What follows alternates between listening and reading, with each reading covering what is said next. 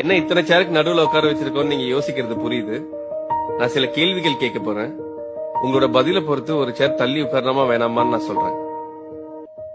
நீங்க முதலா சந்திச்ச நாள் ஞாபகம் இருக்கா? இல்லனா ஒரு சேர் தள்ளி உட்காருங்க.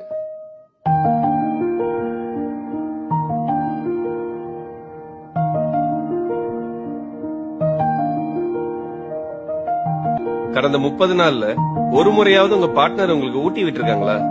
இல்லனா ஒரு சேர் தள்ளி உட்காரலாம். நீங்க 2 பேரும் கிஸ் பண்ணும்போது இடையில சிரிச்சிட்டு திரும்ப கிஸ் பண்ண கண்டினியூ பண்ணிருக்கீங்களா? இத பண்ணது இல்லனா ஒரு சேர் தள்ளி உட்காருங்க.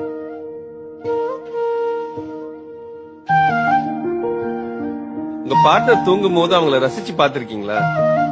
பார்த்ததே இல்லனா ஒரு சேர் தள்ளி உட்காருங்க.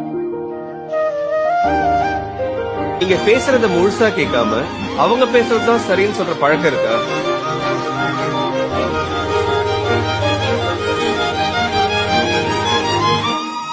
என்னோட கேள்விகள் முடிஞ்சது.